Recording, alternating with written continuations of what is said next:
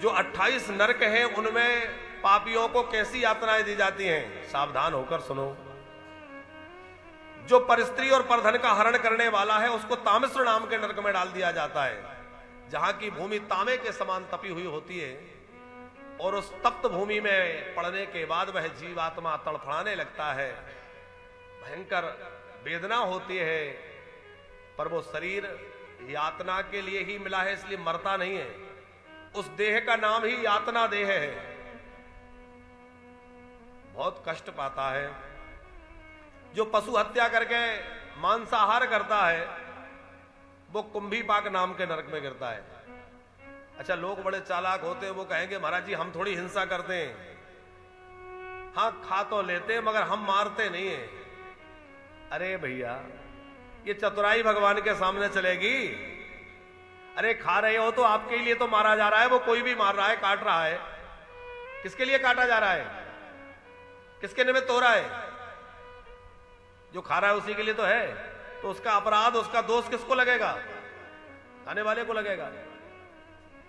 लेकिन बड़ी विचित्र दुनिया है, हटा देते हैं उस थाली को जिसमें बाल हो, हटा देते हैं उस थाली को जिसमें बाल हो, फिर कैसे खा लेते हैं उस अंडे को जिसमें एक मुर्गी का लाल हो। आजकल का बुद्धिजीवी तो ये कहने लग गए कि वो अंडा शाकाहारी होता है। बड़ी विचित्र बात है भाई। अरे उसमें एक भ्रूण पल रहा है, आप उसको नहीं मारेंगे तो उसमें से मुर्गी का बच्चा निकलेगा कि नहीं? उसको लोग शाकाहारी कह के खा जाते हैं। अरे विदेशों में प्रोटीन आदि के लिए हमारे यहां जैसा दूध दही माखन उपलब्ध नहीं है, इसलिए उन्होंने वहां देखो, हमारा जो चिकित्सा पद्धति है, भारतीय पद्धति तो अपनी जगह है, लेकिन जो एलोपैथी की खोज हुई तो विदेशी लोगों ने की। तो एलोपैथी की दवाइयां और एलोपैथी की जो खोज की वो विदेशी ज्यादातर की, तो वहां प्रोटीन आदि के लिए ज्यादा चीजें उपलब्ध नहीं थी, तो उन्होंने इसको ही सजेस्ट कर दिया कि प्रोटीन के लिए ये माध्यम अच्छा है। लेकिन हमारे भारतवर्ष में तो प्रोटीन के साधन उससे 1000 गुना अच्छे पहले से उपलब्ध है कि नहीं है? हम क्यों पागल बन रहे हैं?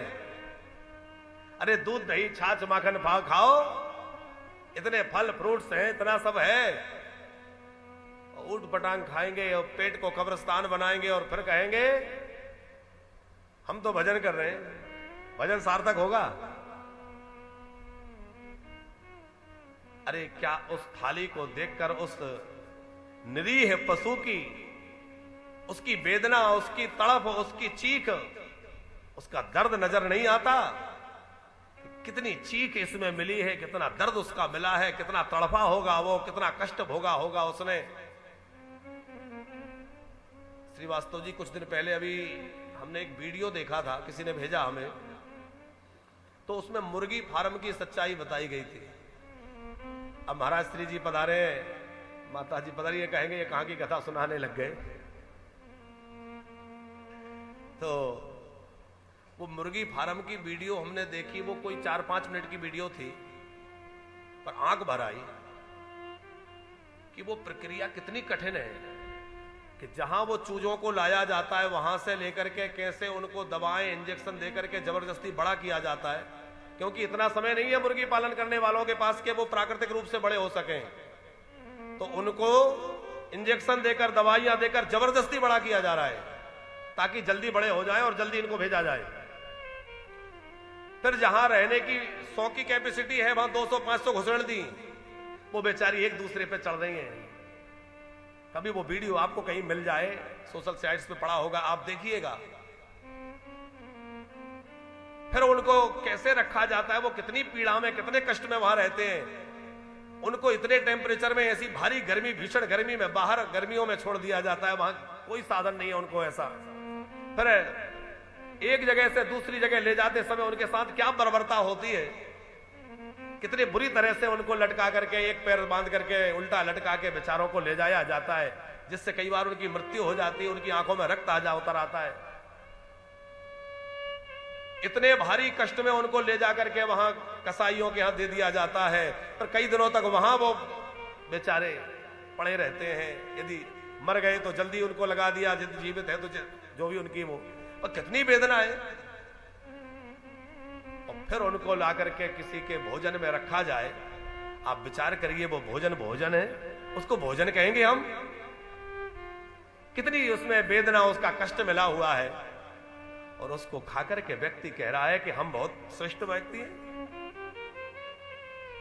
राम राम राम, इतना बड़ा अपराध है भैया। जो लोग ऐसा करते हो, आज ही संकल्प कर लें कि वृंदावन आए हैं हम, यमुना जी का जल लेकर के हाथ में साक्षी होकर के, यमुना जी को साक्षी करके, गिरिराज जी को साक्षी करके, और संकल्प करके जाएं कि आज के बाद ये सब बंद कर देंगे, ये सब बिल्कुल आहार नहीं लेंगे।